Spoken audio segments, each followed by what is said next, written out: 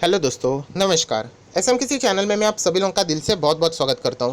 दोस्तों, इस वीडियो में हम लोग बात करने वाले आने वाले जो नेक्स्ट 5 दिन रहेगा या फिर हम लोग कह सकते हैं ये जो हफ्ता रहने वाला है उसमें कौन कौन सी ऐसी चीज़ें हैं जिसके बदौलत हम लोग को बाजार में हलचलें भी देखने को मिल सकती है। तो चलिए दोस्तों, फटाफट एक एक पॉइंट्स को यहाँ पे पिक कर लेते हैं एंड कौन से इंपॉर्टेंट पॉइंट्स है जो कि बाजार को यहाँ पे इन्फ्लुएंस कर सकते हैं उसी से रिलेटेड चर्चा हम लोग करने वाले हैं। देखा जाए तो बहुत सारी चीज़ें हैं, बट यहाँ पे जो इंपॉर्टेंट चीज़ें सिर्फ उन्हीं को कवर करने की कोशिश में इस वीडियो में करने वाला हूँ। तो चलिए दोस्तों, फटाफट इस वीडियो को स्टार्ट करते हैं। बट उससे पहले जरूर कहना चाहूँगा, अगर फर्स्ट टाइम अगर इस चैनल पे विजिट किया है तो सब्सक्राइब कर लेना, साथ में बेल आइकन को हिट कर लेना। सो ऐसे इंटरेस्टिंग वीडियो आप लोगों को देखने के लिए मिल जाएंगे। अगर आप चाहो तो फ्री स्टॉक मार्केट क्लासेस इस चैनल को भी सब्सक्राइब कर सकते हो, लिंक ऊपर आई बटन पे या नीचे डिस्क्रिप्शन बॉक्स में, दोनों जगह पे आप लोगों को मिल जाएगी। दोस्तों, अभी हम लोग आ चुके हैं बिल्कुल हमारे नॉर्मल स्क्रीन के ऊपर एंड आप सभी लोगों को पता है कि सबसे पहली जो खबर होती है हमेशा की तरह आप सभी लोगों को बताना चाहूँगा कोरोना वायरस से रिलेटेड। यस दोस्तों, इंडिया में अगर हम लोग देखे जाए तो आप लोग देख सकते हैं कोरोना वायरस का ग्राफ जरूर ऊपर जा रहा था, बट अभी हल्की सी हम लोग को गिरावट देखने को मिल रही है, जो कि हम कह सकते हैं ना कि दुख भरे माहौल में भी एक छोटा सा पॉजिटिव साइन ढूंढना, इसमें हम लोग ये पकड़ सकते हैं। हालांकि आप सभी लोग पता है हमारा रिकवरी रेट बहुत ही शानदार है, बट ये आप देख सकते हैं कि थोड़ा थोड़ा ये नीचे आ रहा है। मतलब हम लोग कह सकते हैं कि चलिए कुछ तो एक अच्छी बात यहाँ पे फिलहाल देखने को मिल रही है। उसी के साथ साथ अगर हम लोग बात करें कोरोना वायरस से जुड़ी हुई, तो सबसे खास बात होती है अमेरिका की। यस दोस्तों, ये जो चार्ट है आपके सामने अमेरिका का है। अमेरिका का भी चार्ट पैटर्न हम लोग को नीचे जाते हुए देखने को जरूर मिल रहा है, बट इससे पहले भी ऐसे ही हुआ था, नीचे गया था एंड बाद में सडनली एक स्पाइक आते हुए देखने को मिली थी। सो सिमिलर वे आप वापस देख सकते हैं, यहाँ पे स्पाइक देखने को यहाँ पे मिल रहा है। हालांकि ये इंपॉर्टेंट इशू नहीं है, आप सभी लोग पता है अमेरिका में अभी फिलहाल का सबसे मेजर इशू बन चुका है डोनाल्ड ट्रंप।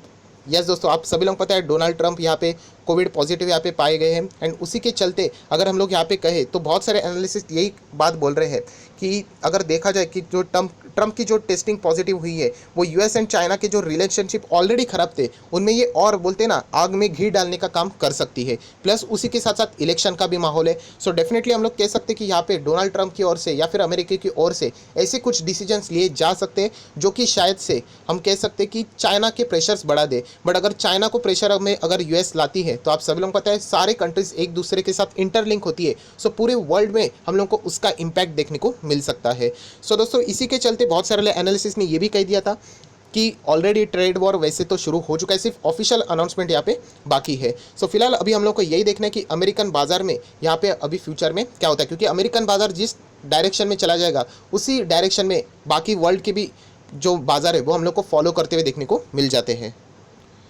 उसी के साथ साथ अगर हम लोग बात करें अमेरिकन बाजार की, तो और एक बड़ी बात है वो है रिलीफ से रिलेटेड। कौन सा रिलीफ? स्टिमुल पैकेज से रिलीफ से रिलेटेड बात।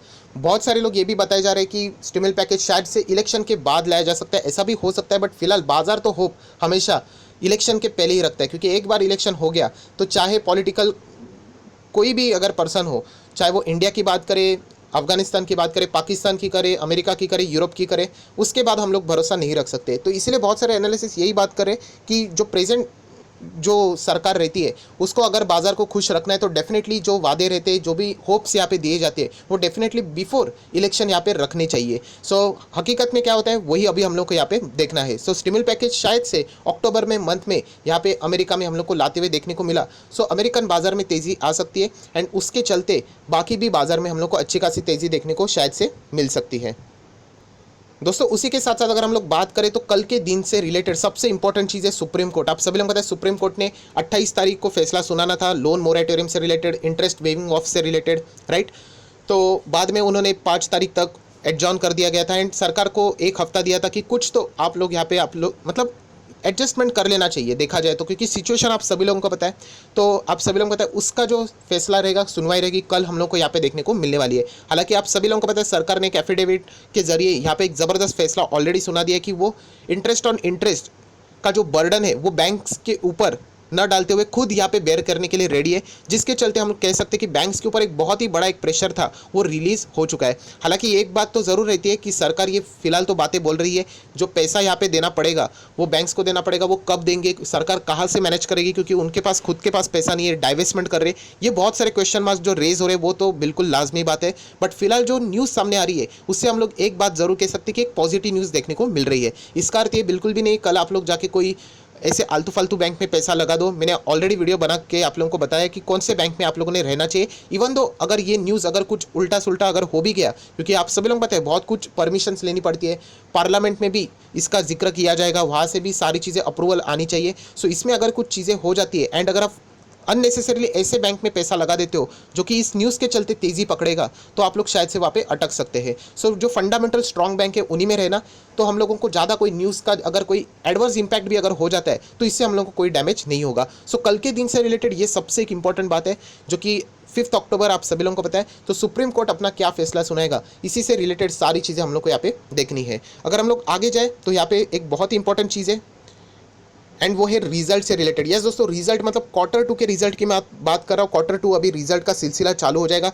फंडामेंटल एनालिसिस को सबसे इंपॉर्टेंट कोई चीज़ होती है तो रिजल्ट, क्योंकि कंपनी ने जितनी भी मेहनत ली है, कंपनी के मैनेजमेंट जितने भी बड़े दावे किए, वो तो इम्पैक्ट हम लोग को रिजल्ट में ही देखने को मिल जाते हैं। सो अगर हम लोग बात करें कल के दिन से, मतलब 5 अक्टूबर से हम लोग को ये सारी चीज़ें स्टार्ट होती हुई देखने को मिलने वाली है। कौन कौन सी कंपनी है आप लोग यहाँ पे देख सकते हो, जो कि 5 तारीख को 4 कंपनीज है जो कि अपने रिजल्ट यहाँ पे पेश करने वाली है क्वार्टर 2 के। उसी के साथ साथ अगर हम लोग बात करें 6 तारीख को भी बहुत सारी कंपनीज अपने रिजल्ट पेश करेगी, बट सबसे इंपॉर्टेंट अगर कोई कंपनी है तो हम लोग कह सकते हैं 7 अक्टूबर को सबसे ज़्यादा इंपॉर्टेंट है। टीसीएस अपने रिजल्ट यहाँ पे पेश करने वाली है, जो कि आईटी सेक्टर का रैंक 1 कंपनी है इंडिया की बात करें तो। सो टीसीएस के रिजल्ट में अगर कुछ खराबी आ गई तो बाकी आईटी सेक्टर के स्टॉक भी हम लोग को गिरते हुए देखने को मिलेंगे, क्योंकि जैसे मैं हमेशा कहता हूँ कि जो टॉप कंपनी अगर परफॉर्मेंस खराब करती है सो उनके बाकी के भी कॉम्पिटिटर्स यहाँ पे खराब परफॉर्मेंस कर सकते हैं, ऐसा एक प्रिजम्पशन होता है। तो चलिए उसके बाद अगर हम लोग बात करें 8 तारीख को, तो 5 पैसा आप सभी लोग पता है ब्रोकर है, तो उनके भी रिजल्ट हम लोग को यहाँ पे देखने को मिलने वाले हैं। लास्ट टाइम जब 5 पैसा ने अपने रिजल्ट पेश किए थे, बहुत ही शानदार रिजल्ट थे।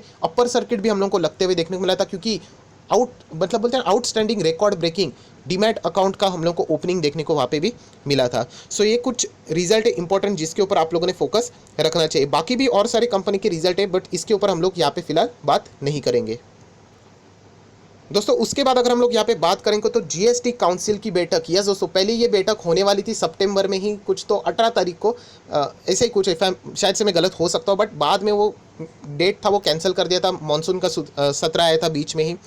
सो अभी वो पोस्टपोन करके आप सभी लोगों को पता है ये भी अक्टूबर में ही तय किया गया था। एंड आप लोग यहाँ पे इजीली पढ़ सकते हो, GST council meet likely on Monday. मैं कोई गारंटी देना नहीं चाहता हूँ, कल शायद से इनकी मीटिंग हो सकती है, इसकी पूरी आशंका यहाँ पे बताई जा रही, बट यहाँ पे वापस वर्ड यूज़ किया लाइकली, मतलब शायद से कल भी कैंसिल हो सकती है, कुछ पोस्टपोन हो सकती है, डेट आ सकती है। बट अगर ऐसा नहीं होता है तो ये भी एक बहुत ही इंपॉर्टेंट चीज़ होने वाली है। एंड इसमें भी बहुत सारे बड़े बड़े फैसले लिए जाने वाले जो कि बाजार के अलग अलग सेक्टर को प्रभावित कर सकते हैं। इससे रिलेटेड मैं सोच रहा हूँ एक डिटेल वीडियो बना दूँ कि कौन से स्टॉक के ऊपर इसका इंपैक्ट पॉजिटिव रहेगा, नेगेटिव रहेगा, तो आप लोगों को डिटेल में भी इसकी इन्फॉर्मेशन मिल जाएगी। बट ये मैं ज़रूर कह सकता हूँ, अगर ये मीटिंग हो जाती है तो बहुत बड़ा हंगामा भी हम लोगों को यहाँ पे देखने को मिल सकता है, क्योंकि जो नॉन बीजेपी स्टेट्स है यहाँ पे ज़बरदस्त हम लोग को अपोज करते हुए देखने को मिलेंगे सेंट्रल बोरोइंग ऑप्शन से रिलेटेड।